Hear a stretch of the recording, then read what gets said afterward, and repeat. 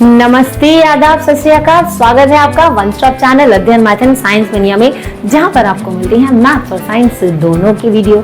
तो बेटा, आज की इस क्लास में मैं शालिनी आपके लिए लेके आई हूँ क्लास 10 का चैप्टर 4 क्वाड्रेटिक इक्वेशन। इसमें हमने पहले वाली वीडियोस में एक्सरसाइज 4.1 और 4.2 डिस्कस की है ना। 4.1 पूरी एक्सरसाइज हमने कंप्लीट कर ली विद इंट्रोडक्शन। 4.2 का क्वेश्चन नंबर 1 फैक्टराइजेशन हमने किया था, मिडल टर्म स्प्लिटिंग के बारे में बात की थी, रूट्स फाइंड आउट किए थे, है ना। अब 4.2 का क्वेश्चन नंबर 2 हम लोग डिस्कस करेंगे, जिसमें हमारे पास अब वर्ड प्रॉब्लम्स आ रही हैं। तो जल्दी से नोटबुक और पेन लेके बैठ जाओ और साथ के साथ नोट करते जाना, ठीक है। बहुत सिंपल होती हैं, बहुत हलवा होती हैं एक्चुअल में वर्ड प्रॉब्लम्स, कोई टफ नहीं होती है। देखो कैसे एकदम समझ आ जाएंगी तुमको। तो चलो देखो, पहला क्वेश्चन हमें दिया है फाइंड टू नंबर्स, दो नंबर हमें फाइंड आउट करने हैं, ठीक है। Whose sum is 27 and product is 182। भाई दो नंबर बोले, एक नंबर तो हम x मान सकते हैं, एक नंबर x मान लेते हैं, ठीक है। मान लो let one number be x, let one number be x, एक नंबर हमने x मान लिया। तो भाई दो नंबर, पहला x है, दूसरा हमें नहीं पता, इन दोनों का सम कितना है 27 है। इन दोनों का सम कितना 27 है। अगर इस x को मैं यहां ले जाऊं तो ये जो हमें नहीं पता वो कितना हो जाएगा 27 माइनस x। तो अदर नंबर कितना हुआ बेटा 27 माइनस x। पहला नंबर तो हमने x ले लिया, दूसरा हमको कितना मिल गया 27 माइनस x, ठीक है। तो let one number be x and other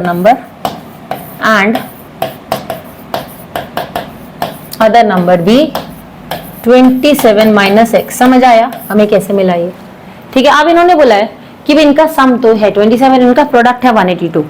तो इनका प्रोडक्ट हम देख लेते हैं, प्रोडक्ट कितना है इन दोनों नंबर्स को जब हमने मल्टीप्लाई किया तो कितना मिल रहा है 182। इसका मतलब होता है 182, है ना, कि find two consecutive number whose sum is 27 and product is, इन दोनों का प्रोडक्ट है 182 है ना। ऑल राइट, तो अब हम क्या करेंगे, ब्रैकेट ओपन करते हैं, हो जाएगा 27x, यहाँ जाएगा माइनस एक्स स्क्वायर, ये हो जाएगा 182। अब इस वैल्यू को इधर ले जाते हैं बेटा, ठीक है। तो एक्स स्क्वायर इधर जाके माइनस एक्स स्क्वायर है तो प्लस एक्स स्क्वायर हो जाएगा। थोड़ा सा मैनेज वे में लिख दें, है ना, थोड़ा मैनेज वे में लिखते हैं, एक्स स्क्वायर को पहले लिख लेते हैं। तो जब एक्स स्क्वायर इधर जाएगा तो ये हो जाएगा प्लस एक्स स्क्वायर, 27 इधर गया तो हो जाएगा माइनस 27x और प्लस 182 तो एज इट इज रहेगा। अब ये इक्वेशन इक्वल्स टू 0 हो जाएगी, क्वाड्रेटिक इक्वेशन बन गई है हमारी, ठीक है। अब मिडल टर्म स्प्लिटिंग कर लो। कैसे करते हैं मिडल टर्म स्प्लिटिंग, 182 के हम फैक्टर्स ले लेंगे। 182 के फैक्टर्स लो, प्राइम फैक्टर्स क्या क्या हो जाएंगे देखो, 2 9 जा 18, 2 1 जा 2, ठीक है। अब ये किससे जा रहा है 13 से जा रहा है, 13 7 जा, ठीक है। या 7 से कर लेते हैं पहले, 13 से बाद में करते हैं। 7 1 जा 7, 7 3 जा 21 और 13 1 जा 13, ठीक है। तो हमें तीन फैक्टर्स मिले, 2 इंटू 7 इंटू 13, हमें चाहिए 27। कितना चाहिए 27। तो अब हम क्या करेंगे, हम लोग इन तीनों को किन्हीं ऐसी दो टर्म्स में कन्वर्ट करेंगे। दो वैल्यूज हमें चाहिए जिनको प्लस या माइनस करके हमें कितना मिल जाए 27 मिल जाए। तो अगर मैंने 7 2 जा 14 किया, 7 2 जा 14 किया, तो 14x minus 14x minus 13x कितना मिल जाएगा मुझे, माइनस 27x मिल रहा है ना, इन्हीं में से लेना है, ठीक है। तो अब इसकी मिडिल टर्म स्प्लिट की, कितना मिला हमें X square minus 14x minus 13x plus 182 equals to 0। Grouping कर डालो अब, ठीक है। इन दोनों को एक साथ ब्रैकेट में, इन दोनों को एक साथ ब्रैकेट में, कितना मिल जाएगा एक्स स्क्वायर माइनस 14x, बाहर माइनस का साइन है तो ये जैसे ही ब्रैकेट में जाएगा अंदर का साइन हो जाएगा चेंज, है ना, अंदर का साइन हो जाएगा चेंज। अब हम क्या करेंगे, जीरो फाइंड आउट करते हैं, है ना। जीरो कैसे फाइंड आउट करेंगे बेटा, देखो x पहले तो कॉमन ले लो, x कॉमन ले लेते हैं यहाँ पर, ठीक है। तो x कॉमन ले लिया तो यहाँ बचा x माइनस 14, यहाँ पर दोनों के पास x है तो x माइनस 14 बचा, माइनस का साइन लगाया। अब यहाँ पर हमें कितना कॉमन मिल रहा है 13 कॉमन मिल रहा है, तो हमने 13 कॉमन ले लिया, यहाँ बचा x, 13 1 जा 13, 13 4 जा, ठीक है 62, ठीक है। अब ये कितना हो गया देखो, x माइनस 14 यहाँ पर भी मिल रहा है, यहाँ पर भी मिल रहा है। तो पहले x माइनस 13 हम लिख लेते हैं, x माइनस 13, और यहाँ हो जाएगा x माइनस 14 इक्वल्स टू 0। अब इसके इक्वल्स टू 0 डाल देते हैं और इसके भी इक्वल्स टू 0 डाल देते हैं, तो x माइनस 13 इक्वल्स टू 0 हो जाएगा और x माइनस 14 इक्वल्स टू 0 हो जाएगा। तो दो नंबर हमें मिल गए, x की वैल्यू मिल गई 13 और दूसरी वैल्यू मिल गई 14। ठीक है, तो अब अगर हम इनका सम ले रहे हैं, अगर इनका सम ले रहे हैं तो 27 मिल रहा है ना, और 13 इंटू 14 अगर हम करेंगे तो हमें 182 मिलेगा। ठीक है, तो नंबर हमारा क्या हो जाएगा, एक नंबर हो जाएगा हमारा 13 और दूसरा नंबर हो जाएगा हमारा 14। ठीक है, ये दो नंबर हमको मिल गए। ऑलराइट, वीडियो को पॉज करके नोट डाउन कर लेंगे बेटा।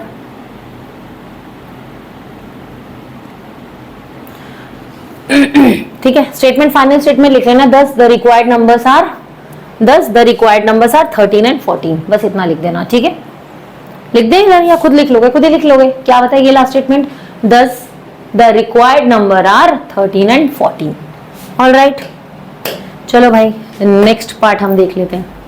अब यहाँ पर हमें बोला है हमें दो कंसेक्यूटिव नंबर फाइंड आउट करने हैं, कंसेक्यूटिव पॉजिटिव इंटीजर्स। भाई कंसेक्यूटिव मतलब लगातार एक के बाद एक आ रहे हैं। अगर हम नेचुरल नंबर की बात कर रहे हैं तो 1 2 3 4 5 6 एक के बाद एक आ रहे हैं। इवन नंबर की बात करें तो 2 4 6 8। अब इन्होंने इंटीजर की बात की है, तो अगर पहला नंबर हमारा x है तो दूसरा भाई x में कुछ 1 ही तो ऐड होगा क्योंकि जस्ट उसके नेक्स्ट वाला होगा। तो let one number be x,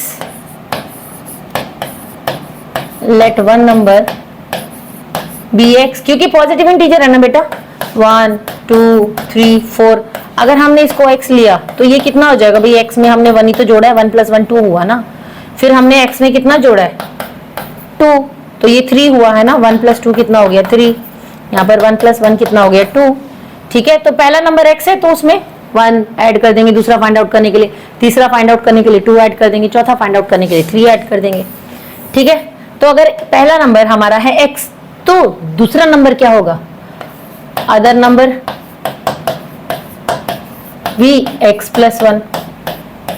I hope इतना तो समझ आया होगा आपको। अब इन्होंने क्या बोला है, सम ऑफ हुज स्क्वायर इज, जिनके स्क्वायर का सम, जिनकी स्क्वायर का सम यानी कि इन दोनों के स्क्वायर का सम, यानी कि according to question they are saying that इनके स्क्वायर का सम इज 365। इनके स्क्वायर का सम आ गया समझ। अब ब्रैकेट ओपन करो, कितना मिल जाएगा हमें, ये हो जाएगा x² plus a + b the whole square की आइडेंटिटी लगा लेना। a + b the whole square की आइडेंटिटी क्या होती है बेटा, a² plus 2ab plus b² है ना। तो a की वैल्यू हमारी है x, b की वैल्यू है 1, तो ये हो जाएगा 2x + 1। तो हमें इक्वेशन क्या मिली, x² प्लस 2x प्लस 1, और ये आ जाएगा इक्वल्स टू 365। अब x² प्लस x² कितना हो जाएगा बेटा, 2x² है ना। फिर 2x as it is plus 1 भी रहेगा, ये वैल्यू इधर आ जाएगी, माइनस हो जाएगी। तो क्वाड्रेटिक इक्वेशन हमें क्या मिली है, quadratic equation is 2x² plus 2x minus, क्योंकि बड़ी वाली के पास प्लस माइनस माइनस है तो ये हो जाएगा 364। बड़ी वाले के पास कौन सा साइन है बेटा, माइनस का, तो आंसर के पास भी माइनस का साइन आएगा, ये हो जाएगा 364 माइनस 364। अब नेक्स्ट स्टेप हमारा क्या होगा, देखो अब यहाँ पर हम लोग मिडिल टर्म स्प्लिटिंग करेंगे। ठीक है, इसको हटा देते हैं। ओके, अब हम क्या करते हैं, यहाँ पर पहले तो 2 कॉमन ले लेते हैं। इसमें हमने 2 कॉमन लिया तो यहाँ बचा x² प्लस x माइनस 2 1 जा 2 2 8 जा 16 2 2 जा 4 इक्वल टू 0। अब ये 2 0 से डिवाइड होगा तो ये 0 हो जाएगा। तो अब हमारे पास इक्वेशन बनी है x² plus x minus 182। 13 into 14 is 182, just अभी हमने पीछे किया था। तो भाई 14 minus 13x, 14x minus 13x x मिल जाएगा हमको, सिंपल है ना। तो x² plus 14x minus 13x, इसको तोड़ा तो मिल रहा है ना x इन दोनों को करके, फिर -182 आ जाएगा, -182 इक्वल्स टू 0 हो जाएगा। अब ग्रुपिंग कर दो इनकी, जब इसकी ग्रुपिंग की तो ये हो जाएगा बेटा x² प्लस 14x, यहाँ पर माइनस का साइन है तो अंदर का साइन चेंज हो जाएगा, ये माइनस की जगह हो जाएगा प्लस। अब यहाँ पर x कॉमन ले लो, ये हो जाएगा x प्लस 14 माइनस यहाँ पर 13 कॉमन ले लिया, ये हो जाएगा x प्लस 14। तो x माइनस 13 लिख लो और यहाँ पर x प्लस 14 इक्वल्स टू 0। तो x माइनस 13 इक्वल्स टू 0 हो जाएगा और x प्लस 14 इक्वल्स टू 0 हो जाएगा। तो x की वैल्यू कितनी हो गई 13 और यहाँ x की वैल्यू हो गई -14। तो पॉजिटिव इंटीजर की बात की है इन्होंने, किसकी बात की है, पॉजिटिव की। तो 14 तो रिजेक्ट हो जाएगा, -14 रिजेक्ट हो जाएगा, है ना।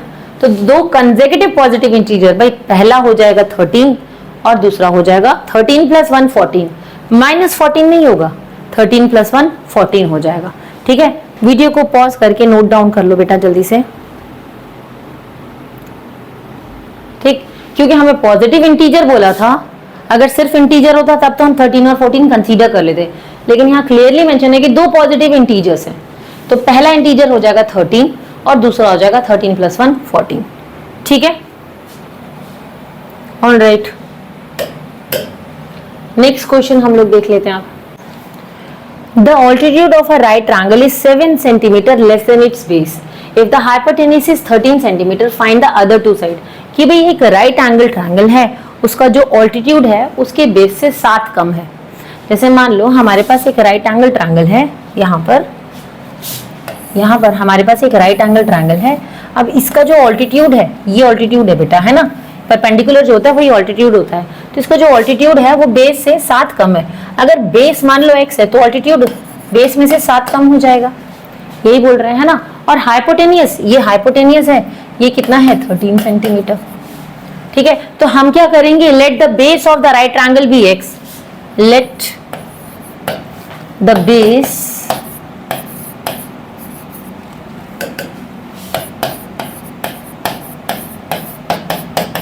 ऑफ द, यहां लिख लेते हैं क्योंकि क्वेश्चन थोड़ा सा इधर जाएगी, of the right triangle bx। ठीक है, बेस कितना है हमारा x है, तो ऑल्टीट्यूड कितना हो जाएगा, ऑल्टीट्यूड हो जाएगा हमारा x माइनस 7, है ना, x माइनस 7 सेंटीमीटर। और हाइपोटेनियस कितना है हमारा, हाइपोटेनियस रखा है 13 सेंटीमीटर। अब हम इसमें क्या करेंगे बेटा, इसमें हम पाइथागोरस थ्योरम पुट करेंगे। ठीक है, तो अकॉर्डिंग टू पाइथागोरस थ्योरम, ठीक है, according to Pythagoras theorem, Pythagoras theorem क्या कहती है भाई, h square equals to p square plus b square, यानी कि हाइपोटेनियस हमारी लार्जेस्ट साइड होती है, तो हाइपोटेनियस का स्क्वायर किसके बराबर होता है, परपेंडिकुलर के स्क्वायर के और बेस के स्क्वायर के सम के बराबर। तो हाइपोटेनियस का स्क्वायर किसके बराबर होता है, परपेंडिकुलर के स्क्वायर के और बेस के स्क्वायर के सम के बराबर होता है। ठीक है, तो अब यहाँ पर हमारे पास हाइपोटेनियस कितना दे रखा है बेटा 13, यहाँ लिख दो 13 स्क्वायर। परपेंडिकुलर कितना है हमारा, ऑल्टीट्यूड इज आर परपेंडिकुलर, तो x माइनस 7 का स्क्वायर हो जाएगा, प्लस बेस कितना है हमारा x है, तो x स्क्वायर कर दो। अब इसको सॉल्व करते हैं, 13 का स्क्वायर हो जाएगा 169, यहाँ a minus B the whole square की आइडेंटिटी आ रही है, तो a स्क्वायर माइनस, देखो x minus 7 the whole square है ना, तो a स्क्वायर माइनस 2ab, ठीक, 2ab और साथ में प्लस b स्क्वायर आ जाएगा। फॉर्मूलाज आपको लिखवाए गए थे स्टार्टिंग में, ये बता दिए गए थे। ठीक है, तो थोड़ा ध्यान रखना है आपको बेटा। ठीक है, प्लस b स्क्वायर यानी कि 7 स्क्वायर, तो कितना मिलेगा हमें, x स्क्वायर माइनस 7 टू जा 14, ये हो जाएगा 14x प्लस 7 7 जा 49, तो ये इक्वेशन हमको मिल गई। ठीक है, तो यहाँ पर हम लिख देंगे x square minus 14x plus 49। अब हम क्या करेंगे, अब हम क्या करेंगे बेटा, देखो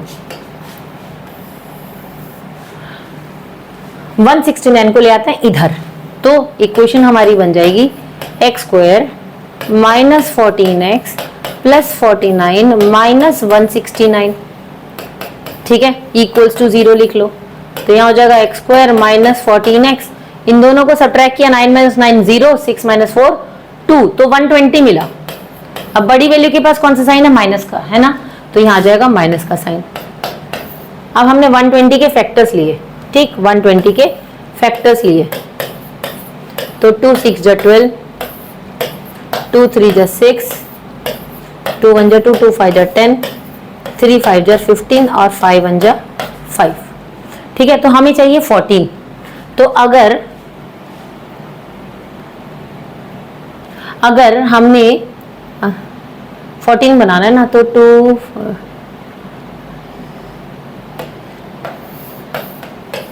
20 और 6 ले लेते हैं, है ना, 20 माइनस 6 14 हो जाएगा। तो यहाँ इक्वेशन बनेगी हमारी एक्स स्क्वायर माइनस 120 मिला है ना, ठीक है, तो एक काम करते हैं ना, अच्छा इसका एक्स स्क्वायर और इसका एक्स स्क्वायर, ये वाला एक्स स्क्वायर तो हमारा रह ही गया, ये वाला एक्स स्क्वायर रह गया बेटा, तभी इक्वेशन हमें गलत मिल रही है। ठीक, अब देखो एक्स स्क्वायर को में एक्स स्क्वायर तो हमने ऐड ही नहीं किया, अब ये x square plus x square कितना हो जाएगा, 2x स्क्वायर हो जाएगा, तो यहाँ आ गया 2x square minus 14x plus 49 और 169 उधर आया, तो हो जाएगा माइनस 169 इक्वल्स टू 0। अब क्या करेंगे, 2x स्क्वायर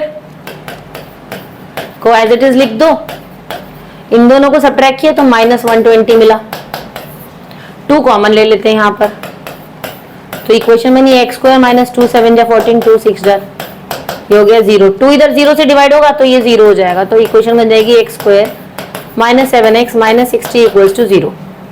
ठीक है, 60 का मतलब 2 3 जा 6, 3 5 जा और ये 5 1 जा, तो हमें 7 चाहिए था, है ना, 7 चाहिए था, तो 3 2 जा 6 और 5 2 जा 10, 7 तो नहीं मिल रहा, तो एक काम करते हैं, 5 2 जा 10, 3 2 जा 6, 15, 5 3 जा 15 और 4, 7 तो नहीं दे रहा, तो 12 और 5 ले लेते हैं, है ना, 12 और 5 ले लेते हैं, तो 12 माइनस 5 कितना मिल जाएगा, 7, तो यह बन जाएगा 12 minus 12x square minus 12x plus 5x। ठीक है, और यहाँ आ जाएगा माइनस 60 इक्वल्स टू 0, क्योंकि बड़ी वैल्यू के पास माइनस का साइन होगा तभी माइनस 7x में ये कन्वर्ट होगा। ठीक है, अब क्या करेंगे बेटा, ग्रुपिंग कर देते हैं, आ जाएगा X square minus 12x plus 5x minus 60 equals to 0। यहाँ पर x कॉमन ले लो, तो यहाँ बचा x माइनस 12 और यहाँ पर हमने 5 कॉमन ले लिया, यहाँ पर भी x माइनस 12 इक्वल्स टू 0, तो x प्लस 5 इक्वल्स टू 0 पहली इक्वेशन बनी, और दूसरा x माइनस 12 इक्वल्स टू 0, तो x की वैल्यू मिली है हमें माइनस 5 और दूसरी वैल्यू मिली है x की हमें 12। अब यहाँ पर क्या बोला है, altitude of a right triangle is 7। देखो माइनस में, नेगेटिव में तो हमारा बेस हो नहीं सकता, सीधी सी बात है, तो बेस हमको कितना मिला, 12। ठीक है, बेस हमको कितना मिल गया, 12, बेस हमको मिल जाएगा यहाँ पर x इक्वल्स टू तुम्हारा हो जाएगा 12, तो ऑल्टीट्यूड कितना हो गया, 12 माइनस 7 कितना मिला, 5। ठीक है, ऑल्टीट्यूड बेस हो गया हमारा 12 सेंटीमीटर और ऑल्टीट्यूड हो गया हमारा 5 सेंटीमीटर। ठीक है, ठीक है, तो कोई भी डाउट हो बेटा तो एक बार कमेंट में मेंशन कर देना। आई होप आपको समझ आया होगा। सिंपल हमने क्या किया, देखो नेगेटिव में तो हमारा बेस हो नहीं सकता, है ना, तो भाई 12 ही हम कंसीडर करेंगे, माइनस 5 को हम रिजेक्ट कर देंगे। ठीक है, अब x की वैल्यू हमें 12 मिली, तो बेस अगर 12 है तो अब बेस में से तो इन्होंने 7 माइनस करके हमें ऑल्टीट्यूड मिलेगा ना, तो x की जगह हमने लिख दिया 12 माइनस 7, तो ऑल्टीट्यूड मिल गया 5 सेंटीमीटर। ठीक है, तो base is 12 centimetre and altitude is 5 centimetre. Alright, last question देख लेते हैं। वही एक कॉटेज इंडस्ट्री है जो कि एक certain number of pottery articles जो है एक दिन में बना रही है, ठीक है, मिट्टी के बर्तन बना रही है। अब क्या देखा गया कि एक पर्टिकुलर डे में कॉस्ट ऑफ प्रोडक्शन क्या था, certain number of particular articles in a day, ठीक है। तो लेट नंबर ऑफ आर्टिकल्स, ठीक है, हम क्या लिख लेते हैं, let number of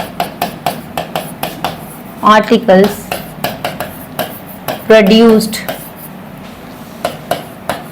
in a day, एक दिन में कितने आर्टिकल्स प्रोड्यूस हो रहे हैं, एक्स। तो क्या देखा गया कि भाई एक पर्टिकुलर डे में जो कॉस्ट ऑफ प्रोडक्शन था हर एक आर्टिकल का, वो 3 more than twice the number of articles produced on that day, कि उस दिन में जितने भी नंबर ऑफ आर्टिकल्स प्रोड्यूस किए गए, जब उसका दो गुना करके उसमें 3 जोड़ा गया, ठीक है, तो वो कॉस्ट ऑफ प्रोडक्शन था। अभी हम बताते हैं कैसे इक्वेशन बनेगी, ठीक है, घबराना मत। If the total cost of production on that day was 90, total cost कितनी है, टोटल कॉस्ट ऑफ प्रोडक्शन कितनी है, ₹90, ठीक है। तो कॉस्ट ऑफ 1 आर्टिकल कितनी हुई बेटा, भाई एक दिन में टोटल एक्स बन रही है, तो टोटल कॉस्ट में से हम एक दिन के आर्टिकल्स को डिवाइड कर देंगे तो हमें कॉस्ट ऑफ 1 आर्टिकल मिल जाएगा, है ना, कॉस्ट ऑफ 1 आर्टिकल मिल जाएगा। अब इन्होंने क्या बोला हुआ है, एक दिन के particular day cost of production of each article, यहां पर कंपेयर करेंगे तो cost of production of each article कितना है, 3 more than twice the number of articles produced on that day। तो कितने number of articles produce in a day, कितना है, एक्स है। तो भाई इतनी कॉस्ट पड़ रही है उसकी। बात समझ आई, बात समझ आई, फिर से सुनो, 3 more than twice the number of articles produced on that day, ठीक है। तो ये टोटल कॉस्ट, ये कॉस्ट पड़ी एक आर्टिकल की, ठीक है। बस अभी इसी क्वेश्चन को हम बना लेते हैं। देखो x इधर गया तो ये हो जाएगा 3x प्लस 2x स्क्वायर, ठीक है, इक्वल्स टू 90। तो अब ये थोड़ा सा इसको मैनेज करके लिख देते हैं, इसको बना देते हैं 2x स्क्वायर, यहाँ पर लिख देते हैं 3x और ये -90 इधर आ जाएगा। तो ये बन गई हमारी इक्वेशन, ठीक है, ये बन गई हमारी इक्वेशन। अब हम क्या करेंगे, मिडिल टर्म स्प्लिटिंग करते हैं। 9 2 जार 18, तो 180 मिला हमें, है ना।